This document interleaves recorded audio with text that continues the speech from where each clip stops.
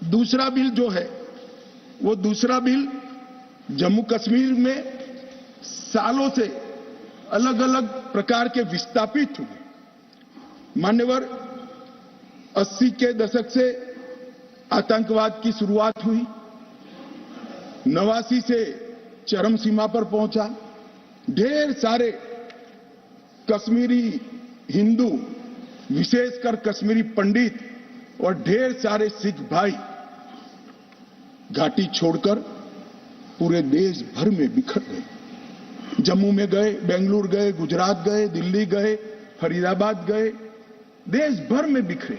सभी राज्यों ने उनकी आवभगत भी की, सभी राज्यों ने उनको रिजर्वेशन भी दिया, कई राज्यों ने उनको नौकरी में प्रायोरिटी दी भी। कश्मीरियों को गले लगाने का काम पूरे देश ने किया है, पूरे देश की जनता ने। मान्यवर, वो बिखरे और ऐसे बिखरे कि अपने ही देश में वो विस्थापित हो गए, निराश्रित हो गए। जिनके पास अरबों खरबों की संपत्ति थी, वो दर दर की ठोकरें खाने के लिए मजबूर हो गए। मान्यवर, उन लोगों को सम्मान देने के लिए, और ये आंकड़ा कोई छोटा मोटा आंकड़ा नहीं है, 46,631 परिवार जो रजिस्टर्ड है वो वहां से विस्थापित हुए हैं, और 1,57,967 लोगों ने हमारे बहुत प्रयास के बाद 19 के बाद हमने एक अभियान चलाया, हर शहर में जाकर एडवर्टाइज दिया है, ऑनलाइन रजिस्ट्रेशन हो गया है और इतने लोग अब तक रजिस्टर हुए। तनख्वाह साहब ने कहा कि बहुत सारे हैं, करना चाहिए।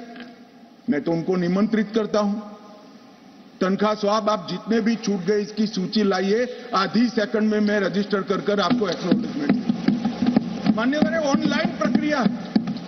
और मैं आज इस महान सदन के माध्यम से देश भर में बिखरे पड़े कश्मीरी पंडित और अन्य विस्थापितों को कहना चाहता हूं, नरेंद्र मोदी सरकार आपको न्याय देने के लिए कमिटेड है।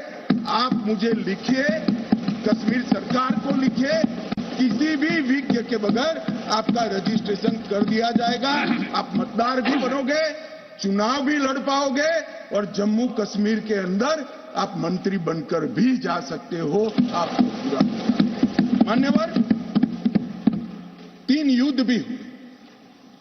1947 में और 48 में युद्ध हुआ। 31,779 परिवार आज के पाकिस्तान अधिकृत कश्मीर से शरण लेकर भारत में आए। इनमें से 26,319 परिवार तत्कालीन जम्मू कश्मीर राज्य में बसे और शेष 5,460 परिवार अन्य भागों में बसे। दूसरा युद्ध हुआ 65 और 71 का, और छम्ब और नियाबत क्षेत्र से लगभग 10,065 परिवार विस्थापित हुए। 3500 परिवार 65 के युद्ध में हुए और इतने ही करीब 71 के युद्ध में हुए। अब तक 47, 65 और 71 के युद्धों में लगभग 41,844 परिवार विस्थापित हुए हैं। उनको भी भारत सरकार ने ढेर सारी चिंता करी है, मैं आगे बताता हूं। मगर ये बिल जो है मान्यवर, 3 सीटें, 2 जम्मू कश्मीर से विस्थापित परिवारों के लिए और 1 सीट पाक ऑक्यूपाई कश्मीर से विस्थापित आए हुए कश्मीरी भाइयों के लिए रिजर्व करने का काम नरेंद्र मोदी जी ने बहुत मन के साथ, चाव के साथ और संवेदना के साथ किया। मान्यवर, ये जो फैसला है उसी एक्ट का हिस्सा है जिस एक्ट को सब चैलेंज करते हैं। मैं उनको बताना चाहता हूं, जब आप 5 अगस्त 2019 के बिल को चैलेंज करते हो, तब आप डिलिमिटेशन कमीशन एक्ट को भी चैलेंज करते हो। ये मत भूलो कि आप इनके रिजर्वेशन के खिलाफ बात करते हो। मान्यवर, डिलिमिटेशन कमीशन ने गंभीरता से विचार करने के बाद समुदायों का प्रतिनिधित्व नॉमिनेशन द्वारा कराने की सिफारिश की है। और मान्यवर, जम्मू कश्मीर प्रशासन ने, जो आज स्वाभाविक है राष्ट्रपति शासन है, उसने भी अपना अभिप्राय डिलिमिटेशन कमीशन को दिया था। भारत सरकार ने के गृह मंत्रालय ने भी दिया था कि इनके प्रति सिंपैथेटिक व्यू लेना चाहिए, इनका प्रतिनिधित्व होना चाहिए। जब वो अपनी जमीन में ही नहीं है तो असेंबली में कैसे चुनकर जा सकते हैं। मान्यवर, और ये आदेश उन्होंने प्रकाशित किया था, जिसको आज कानूनी जामा पहनाकर मैं ये बिल को लेकर उपस्थित हुआ हूं। मान्यवर, ये जो डिलिमिटेशन कमीशन ने और भी कई फैसले किए हैं, मैं जरा सदन के सामने पूर्व की स्थिति और अभी की स्थिति बताना चाहता हूं। पूर्व में जम्मू में सिर्फ 37 सीट थी, 37 सीट थी। अब नए डिलिमिटेशन कमीशन ने 37 से बढ़ाकर 43 सीट जम्मू क्षेत्र में बनाने का कहा। मान्यवर, कश्मीर में 46 सीट थी, 46 सीटें थी। अब 46 की जगह 47 सीटें, 47 सीटें बनाने का कहा। इस तरह से जम्मू और कश्मीर दोनों को मिलाकर 83 सीटें थी। लद्दाख की सीटें निकाल दी है क्योंकि वहां यूटी बन चुकी। 83 सीटें थी, उसकी जगह 90 सीटें अब डिलिमिटेशन कमीशन ने करी है, जिसको भारत सरकार ने माना है। और पाक ऑक्यूपाई कश्मीर की 24 सीटों को आरक्षित रखा गया है, क्योंकि हम अभी भी मानते हैं, जिसको जो बोलना है वो बोले। इस सदन में बोला हुआ शब्द इतिहास बनता है। मैं आज फिर से कहना चाहता हूं, पाक ऑक्यूपाई कश्मीर भारत का है, हमारा है, और हमसे कोई नहीं सकता। मान्यवर, हमने 24 सीटें पाक ऑक्यूपाई कश्मीर के लिए निश्चित की है। मान्यवर, अब तक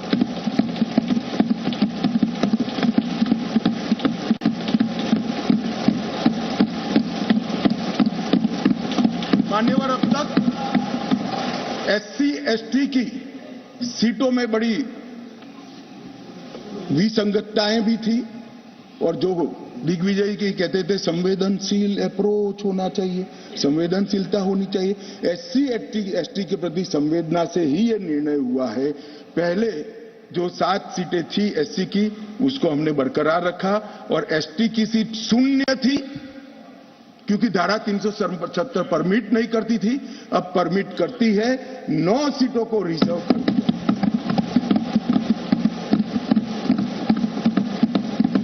अरे जो कह रहे थे हमारे डॉक्टर साहब कि गुर्जर बकरवालों ने इस देश को बचाया है, मैं सदन में इस देश के गृह मंत्री के नाते कहना चाहता हूं, मान्यवर, कभी भी युद्ध हुआ, कभी भी आतंकवादियों ने पैंतरे रचे, मेरे गुर्जर बकरवाल भाइयों ने भारत के तिरंगे को ऊंचा रखा। और आज सालों के बाद आज उनको न्याय मिलने जा रहा है। इसका कम से कम मुझे तो बहुत संतोष है। किसी को संवेदनशीलता दिखे या न दिखे, 75 साल तक उनका अधिकार जो भारत के संविधान ने दिया था, कौन रोक कर बैठा था? कौन रोक कर बैठा? क्या कोई जवाब दे सकता है? जम्मू कश्मीर के ST भाइयों के अधिकारों को कौन रोक कर?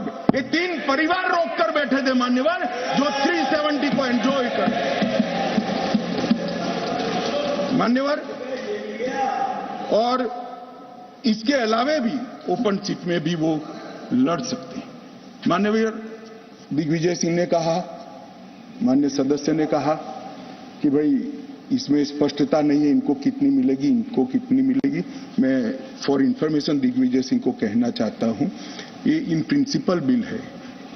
ट्राइबल डिपार्टमेंट और OBC डिपार्टमेंट से अलग से इसके बिल आएंगे, जिसमें इसके रिजर्वेशन की सीटों की और चिन्हित करने की व्यवस्था होगी। वो एक अलग प्रक्रिया है, मगर ये स्पष्टता से करते हैं। मैं दिग्विजय सिंह को बहुत अच्छे तरीके से जानता हूं साहब। जब भी वो हंसकर बोलते हैं, तब बहुत समाज के अंदर डिस्टर्बेंस होता है। बड़ा रिकॉर्ड है उनका, मैं रिकॉर्ड को जानता हूं। आज भी हंसकर बोले, मैंने बोला क्या निहितार्थ थे, फिर मैंने ध्यान से उनकी चीज को याद कर सोचा, तो मुझे मालूम पड़ा कि इन्होंने कहा कि भाई किसी का छीनकर तो नहीं लगूं। ये गुर्जर और बकरवाल को लड़ाना चाहते हैं, गुर्जर और बकरवाल को लड़ाना चाहते हैं।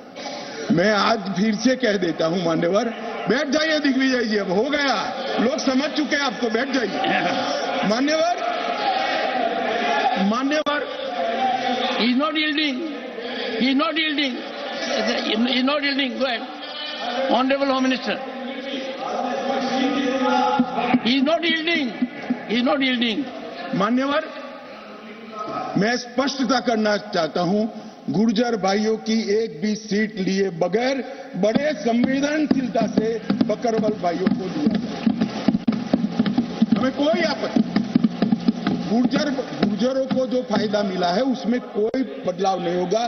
ट्राइबल के सारे फायदे एजुकेशन में और बाकी सारे नौकरियों के रिजर्वेशन में जितने भी फायदे गुर्जर भाइयों को मिल रहे हैं, पहाड़ियों को मिल रहे हैं, वो पहाड़ियों को जो भी मिलेगा वो उसके अलावे मिलेगा। एक भी नौकरी ना खत्म होगी, ना एक भी शिक्षा की सीट खत्म होगी। पूरा का पूरा अधिकार आपका भी रहेगा, उनका भी। मान्यवर, एक बहुत बड़ी चर्चा चली कि जवाहरलाल नेहरू जी का कश्मीर के लिए कंडक्ट और इस पर हमारा नजरिया थोड़ा तंग है। यहां तक तंग नजरिए का सवाल है साहब, देश की एक भी इंच जमीन का सवाल है, हमारा नजरिया तंग रहेगा, हम दिल बड़ा नहीं कर सकते। किसी को अधिकार नहीं है अपने बड़े हृदय को दिखाने के लिए देश का एक भूभाग देश से चला जाए और मूक दर्शक बनकर खड़े रह जाए, किसी को अधिकार नहीं।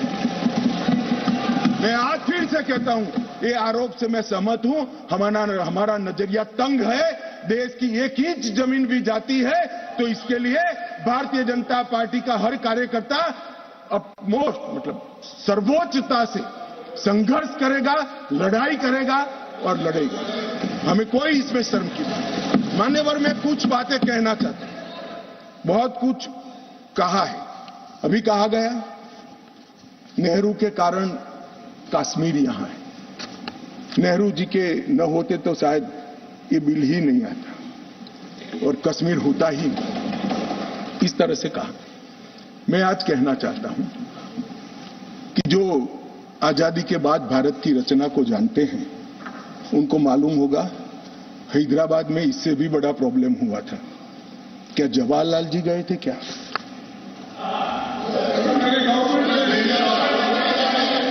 तो यहां गवर्नमेंट नहीं, यहां नेहरू। क्या कर रहे हो खड़गे जी? अभी भी वापस आओ।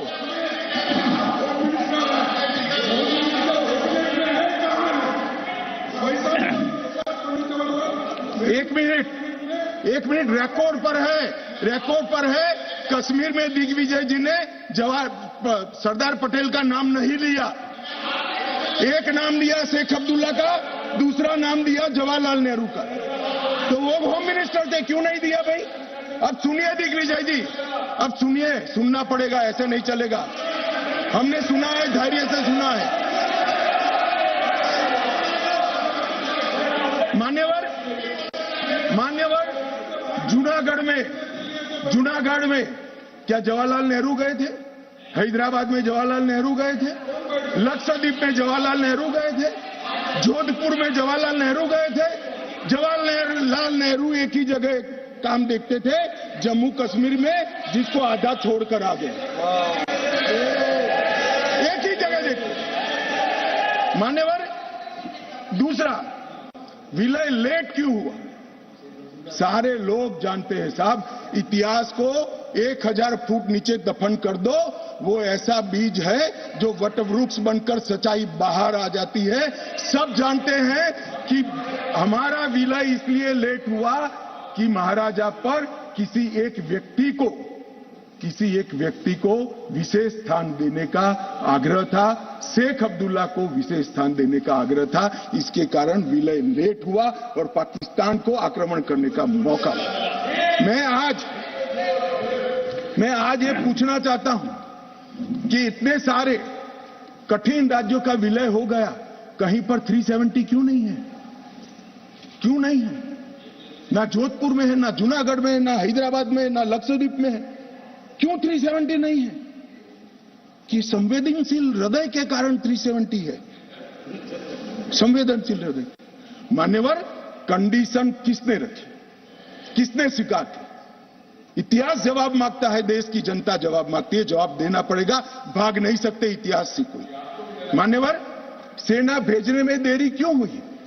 और ये कहते हैं कि इसके बाद भी देरी हुई है। मैं साहब एक रेफरेंस सैम मानेकशॉ का देना चाहता हूं। फील्ड मार्शल सैम मानेकशॉ तब डायरेक्टर ऑफ मिलिट्री ऑपरेशंस थे। उन्होंने एक जगह पे कहा है कि कबीलाई हमलावर आक्रामक और लूट मचा रहे थे, तब चर्चा में ही व्यस्त थे। मैं व्यक्ति का नाम देना नहीं चाहता वरना खड़े हो जाएंगे। तब एक मीटिंग में सैम मानेकशॉ मौजूद थे। सरदार पटेल जी ने नेहरू जी को कहा, जवाहर आप कश्मीर चाहते हो या नहीं चाहते हो, देरी क्यों हो रही है? तब जाकर सेना भेजने का निर्णय हुआ है। जवाब देना पड़ेगा। नहीं दिग्विजय भी ऐसे मत करे, मैं भेज दूंगा आपको, पुस्तक ही भेज दूंगा। मान्यवर Honorable Home Minister is not yielding. He is not yielding. Honorable Home Minister is not yielding. मान्यवर एक बात सर्वविदित है, अगर असमय सीज फायर असमय नहीं होता तो आज पाक ऑक्यूपाई कश्मीर नहीं होता। अब पत्रों का जिक्र कर रहे हैं, किसी अंग्रेज सेनापति ने देखा, मैं जरूर देखूंगा इसको, अगर लिखा है तो देखना चाहिए। परंतु अफसर कुछ भी कहे, देश का प्रधानमंत्री का देश की जमीन के लिए संवेदनशीलता होना चाहिए या नहीं होना चाहिए? इतना छोटा सवाल है। हमारी सेना जीत रही थी, वो भाग रहे थे, 2 दिन रुक जाते, पूरा पाक ऑक्यूपाई कश्मीर तिरंगे के तले आ जाता। क्यों किया? दूसरा, क्यों मामले को यूएन में ले जाया गया? अब ये सारी चीजों को आप कहते हैं कि रेफरेंस लाइए। मान्यवर मुझे मालूम था दिग्विजय सिंह, हाँ करता हूं, बैठिए। मुझे मालूम था साहब ये खड़े हो जाएंगे, इसलिए मैं लेकर आया। मैं एक कोट अनकोट पढ़ता हूं। यूनाइटेड नेशन के अनुभव के बाद मैं इस निष्कर्ष पर पहुंचा हूं कि वहां से कुछ संतोषजनक नतीजों की उम्मीद नहीं की जा सकती। मुझे सीज फायर करना अच्छा फैसला लगा, लेकिन इस मसले को ठीक से हम नहीं निपट पाए, नहीं परख पाए। हम सीज फायर पर और विचार करके बाद में निर्णय करना चाहिए था। हालांकि ये सब भूतकाल की गलतियां हैं। ये जो कोट है किसी और का नहीं है, जवाहरलाल नेहरू का है। अब उनको तो मानोगे या नहीं मानोगे कि उन्होंने गलती की है, स्वीकार करी है। और साहब एक मिनट, सोर्स भी बता देता हूं। Nehru memorial museum and library, Jawaharlal Nehru connection, JNSG 143 part 1। और उस वक्त जब अरे भाई स्वयं नेहरू कह रहे हैं मेरी गलती थी, क्यों इतना पकड़ कर रखा है पूंछ? मान्यवर, और चलो संयुक्त राष्ट्र में जाना भी था तो अनुच्छेद 51 में क्यों ले गए, जहां भारत के अधिकार सीमित होते थे? अनुच्छेद 35 में जाते तो भी हमें कोई दिक्कत नहीं होती। ये भी एक बहुत बड़ा गलत फैसला था। और मैं बताता हूं मान्यवर, एक कहते हैं कि धारा 370 निरस्त कर दी। अगर कल को ये 40 साल के बाद, जोर से बोले मनोज झा जी, 40 साल के बाद, क्योंकि हम मानते हैं कि 40 साल के बाद मैं नहीं हूंगा, मैं तो 60 का हो गया, मेरा आयु 40 साल का हो ही नहीं सकता। वो कहते हैं 40 साल के बाद इतिहास पूछेगा तो कौन रिस्पॉन्ड? मैं बताता हूं 2 सदी तक अगर धारा 370 का फैसला गलत है तो मेरी सरकार का है, मेरा फैसला। प्रधानमंत्री नरेंद्र मोदी जी ने फैसला लिया है। ना मोदी जी इस फैसले से भाग सकते हैं, ना हमारी कैबिनेट भाग सकते हैं, और ना हमारा पार्टी भाग सकता है। रिस्पॉन्सिबिलिटी ऑन करनी पड़ती है। जब इमेज बिल्डिंग के लिए बड़े बड़े फैसले लेते हैं, संवेदनशील दिमाग से फैसले लेते हैं, तब इसको ऑन भी करना पड़ता है और देश को जवाब भी देना पड़ता है। इस तरह से नहीं चलता है इतिहास। और इतिहास, मेरी बात आज भी मानकर चलिए दिग्विजय सिंह, इतिहास किसी को नहीं बख्शता है, किसी को नहीं बख्शता है। मान्यवर, आज जो बिल लेकर मैं आया हूं, काफी लोगों ने पूछा कि क्या बदलाव आया है। अब मेरी कोई चश्मे की दुकान तो है नहीं जिससे वास्तविकता दिखाने का चश्मा मैं किसी को पहना सकूं। सबको अपने अपने चश्मे से देखना पड़ेगा, और चश्मे का अगर कांच गलत है तो दृश्य गलत हो जाता है। मान्यवर, पूरा कश्मीर और जो 2 करोड़ यात्री पूरे देश से जाकर आए, लाखों यात्री अमरनाथ यात्रा कर आए, हर महीने लाखों यात्री वैष्णो देवी के दर्शन करके आते हैं, और 100 से ज्यादा अधिक फिल्मों के शूटिंग हुए हैं, वो सभी एक मुख से कहते हैं कि कश्मीर की परिस्थिति अच्छी है, मगर स्वीकार करने को तैयार नहीं। मुझे मालूम नहीं है कौन सा चश्मा पहनकर ये देखते हैं।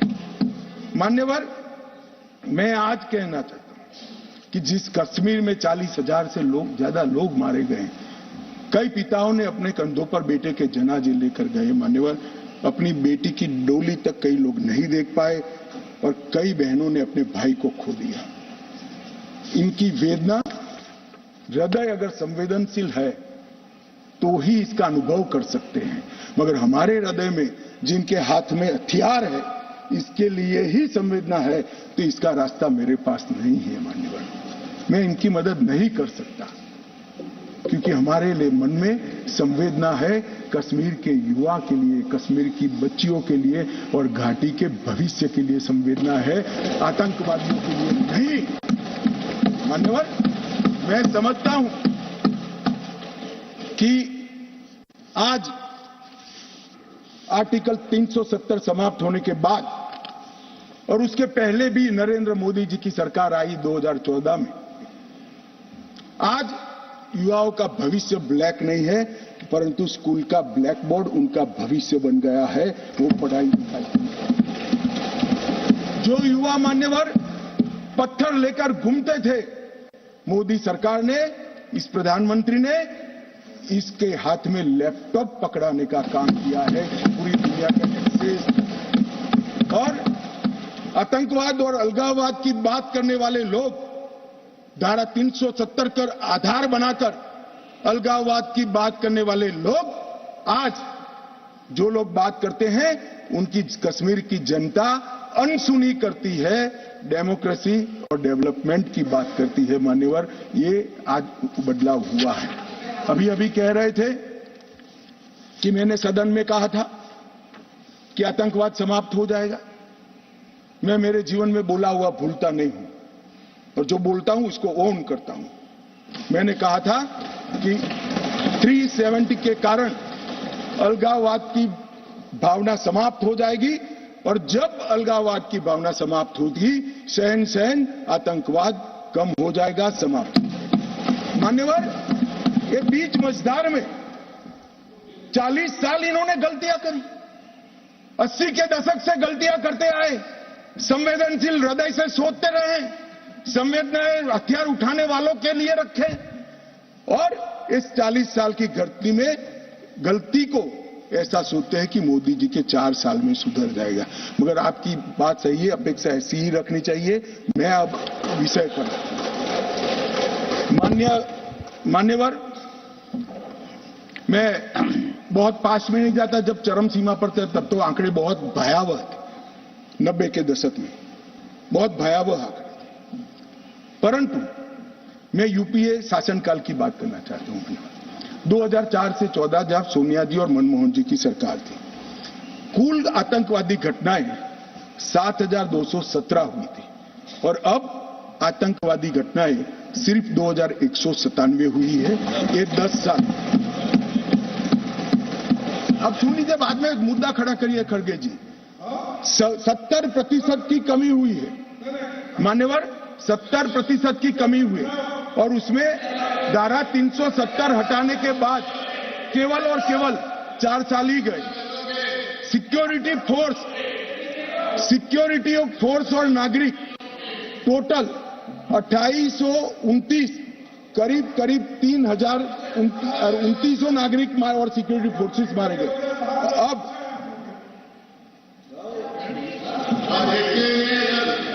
मान्यवर, 3,000 नागरिक उस वक्त 4 से 14 में मारे गए, 14 से 23 में 891 नागरिक मारे गए, 70% की कमी। सिक्योरिटी फोर्सेस और नागरिक और सिक्योरिटी फोर्सेस की मृत्यु में भी 50% की मान्यवर कमी। ये कह रहे हैं कि क्या हुआ है। मैं आंकड़े बताना चाहता हूं और मनोज जी खास देखे। आत्मा है तो अंधेरे में टटोल कर सुने, सोचे और विचार परिवर्तन होता है तो ईश्वर के लिए करे। मान्यवर, ऑर्गेनाइज टॉन पेल्टिंग 2010 में 2654 घटनाएं थी। 2023 में सिर्फ 4 साल हुए हैं, एक भी पथराव की घटना नहीं हुई, एक भी नहीं। स्टोन पेल्टिंग में नागरिकों की मृत्यु 2010 में 112 हुई थी, क्योंकि स्टोन पेल्टिंग ही नहीं हुई है तो मृत्यु भी नहीं हुई, 0 मृत्यु हुई। मान्यवर, स्टोन पेल्टिंग में जख्मी नागरिकों की मैं बात करता हूं, सिक्योरिटी फोर्स नहीं, नागरिक जो घाटी के हैं वो 6235 थे। क्योंकि स्टोन पेल्टिंग नहीं हुई है, 0 जख्मी। अरे भैया, इनको दिखाई नहीं देता है। सीज फायर वायोलेशन की घटनाएं 2010 में 70 थी और 2023 में 6 हुई। घुसपैठ के प्रयास 489 थे, सिर्फ 48 हुए हैं। मान्यवर, वापिस लौट गए आतंकवादी 18 थे 2010 में, अभी 281 आतंकवादी घाटी छोड़कर। ये संवेदनशीलता का नमूना है नागरिकों के प्रति। मान्यवर, मैं आज बताना चाहता हूं आपको, इसलिए बताना चाहता हूं कि हमने सिर्फ टेररिज्म के खिलाफ आवाज नहीं उठाया है, टेररिज्म के खिलाफ आवाज नहीं उठाया, इस पर आक्रामक कार्यवाही करी, ऐसा नहीं है। हमने टेररिज्म की इको सिस्टम को खत्म करने का काम किया। जो टेररिज्म को फाइनेंस करते थे उन पर भी काम किया है। एनआईए द्वारा टेरर फाइनेंस के केस 32 रजिस्टर किए गए 2014 के पहले, एक भी। स्टेट इन्वेस्टिगेशन एजेंसी ने टेरर फाइनेंस के केस 51 रजिस्टर किए, पहले स्टेट इन्वेस्टिगेशन एजेंसी की जरूरत ही महसूस नहीं की गई थी। और मान्यवर, 229 टेरर फाइनेंस केस में अरेस्ट हुई है, 150 करोड़ की प्रॉपर्टी सीज हुई है, 57 प्रॉपर्टी सीज हुई है और एसआईए द्वारा 134 बैंक अकाउंट में लगभग 100 करोड़ से ज्यादा रकम को फ्रीज करने का काम नरेंद्र मोदी। ये जो कह रहे हैं क्या बदलाव आया, मैं दिखाता हूं बदलाव क्या है। मान्यवर, आज मैं इतना कह रहा हूं कि हमने एक बहुत बड़ा कठोर निर्णय सुरक्षा की दृष्टि से हमने उठाए हैं। मान्यवर, मैं आज बताना चाहता हूं, पहले 2014 के पहले और आर्टिकल 370 नाबूद होने के पहले आपने देखा होगा आतंकवादियों के जनाजों में 25-25 हजार की भीड़ आती। मैं सभी सदस्यों को कहना चाहता हूं, एक भी दृश्य अभी देखा है 370 के बाद? ना, कोई नहीं करता साहब, क्योंकि हमने निर्णय किया है जो भी आतंकवादी मारा जाएगा उसी जगह पे संपूर्ण धार्मिक सम्मान और रीति रिवाज के साथ वहीं दफना दिया जाएगा। स्टोन पेल्टिंग क्यों कम हुई? जितनी नौकरियों की एडवर्टाइज है, इसमें सरकार ने तय कर लिया है कि स्टोन पेल्टिंग का एक भी केस अगर रजिस्टर है तो वो परिवार में से किसी को नौकरी नहीं मिलेगी। क्यों ये विदेश से भागकर आतंकवाद करते हैं? वो लोग डरे हैं क्योंकि हमने तय किया है जिसका परिवार का जन पाकिस्तान बैठकर आतंकवाद को प्रोत्साहन देता है उसके परिवार में किसी को नौकरी नहीं मिलेगी।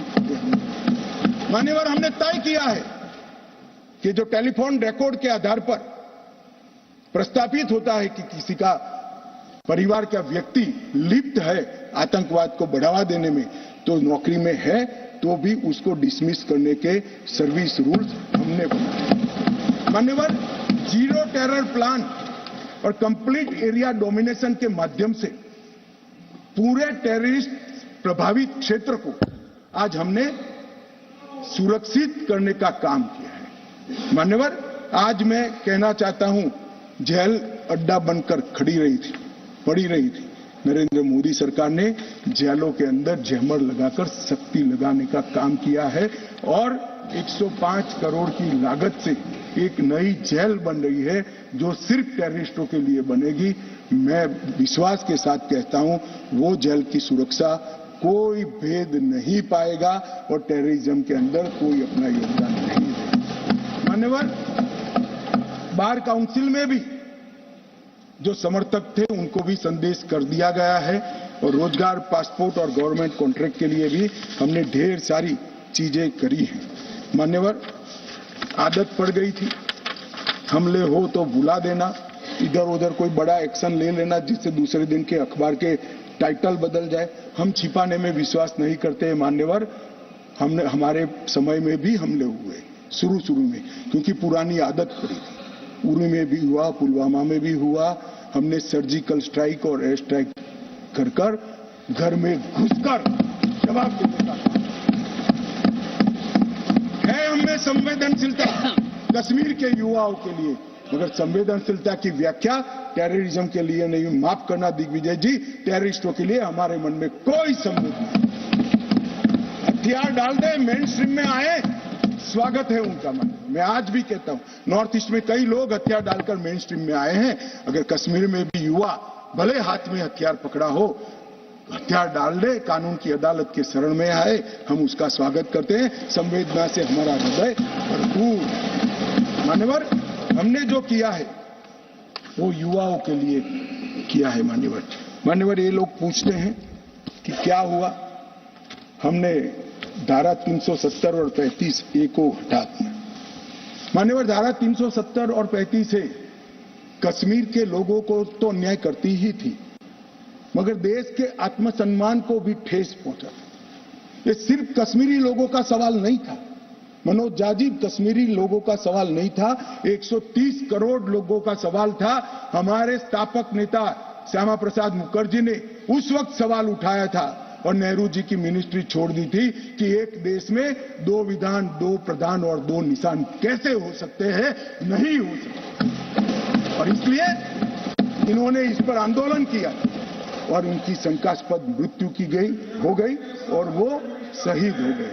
मान्यवर, आज मुझे आनंद है, कश्मीर के लिए मरने वाला हर फौजी, छोटे से छोटा व्यक्ति, नागरिक से लेकर श्यामा प्रसाद मुखर्जी तक, जिनने बलिदान दिया है, वो सभी लोगों की आत्मा आज इस देश में से 2 विधान, 2 निशान और 2 प्रधान समाप्त कर संतुष्टि का सांस निकलेगी। आज सुप्रीम कोर्ट का फैसला मान्यवर ऐतिहासिक फैसला है और ये फैसले को मैं बहुत मन के साथ 130 करोड़ की जनता की ओर से स्वागत भी करता हूं और अभिनंदन।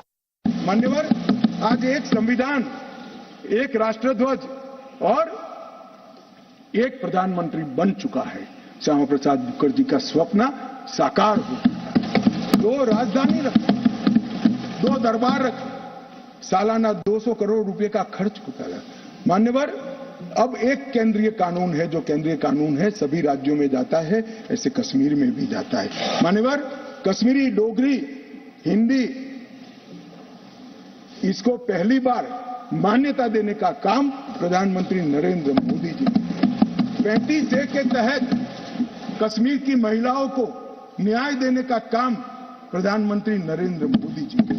मान्यवर, शिक्षा हो, नौकरी हो, पहली बार रिजर्वेशन देने का काम प्रधानमंत्री नरेंद्र मोदी जी ने। पहली बार एसटी समुदाय को विधानसभा में आरक्षण देने का काम Narendra Modi ji. Right to education act पहली बार धारा 370 जाने के बाद वहां हुआ। भूमि अधिग्रहण, पुनर्वसन और पुनर्स्थापना में उचित मुआवजा का कानून पहली बार जम्मू कश्मीर में धारा 370। फॉरेस्ट राइट्स एक्ट पहली बार 370 समाप्त होने के बाद। SC/ST prevention of atrocity act पहली बार जम्मू कश्मीर में 370 जाने के बाद। विसल ब्लोअर प्रोटेक्शन एक्ट पहली बार जम्मू कश्मीर में 370। साहब ये विसल ब्लोअर, ये भ्रष्टाचार के जुड़ा हुआ मामला था। जम्मू कश्मीर के किसी भी नागरिक को पूछो, सिफारिश के सिवाय नौकरी नहीं मिलती थी। माननीय, बड़ी परेशानी थी, भ्रष्टाचार होता था, क्योंकि 3 ही परिवारों का शासन। क्यों विसल ब्लोअर प्रोटेक्शन एक्ट वहां लगाएंगे? अभी अभी झारखंड में किसी एमपी के यहां, मैं किस दल के हैं कहना नहीं चाहता, पूरी दुनिया जानती है, इतनी सारी कैश मिली कि बैंक के कैशियर कहते हैं हमने भी इतनी कैश कभी देखी नहीं है। गिनते गिनते 5 दिन हो गए, 27 मशीनें गर्म हो गई, मान्यवर गर्म हो गई, मशीनें बंद हो गई, मगर अभी समाप्त नहीं होता है। और एक भी एक घमंडिया गठबंधन ने इसकी टीका भी नहीं की है, उसको सस्पेंड भी नहीं किया। तो आपको बता दें, गृह मंत्री अमित शाह को सुना आपने। प्रधानमंत्री द्वारा लिए गए निर्णय की सराहना इन्होंने की है। आतंक का समर्थन करने वालों पर एक्शन इस वक्त हुआ है और बताया है कि आगे सरकार के पास क्या विजन है। आतंक समर्थकों को किस तरीके से सरकारी नौकरी से वंचित किया गया, हम छिपाने में विश्वास नहीं रखते। अमित शाह ने तमाम बड़ी बातें कही हैं राज्यसभा में।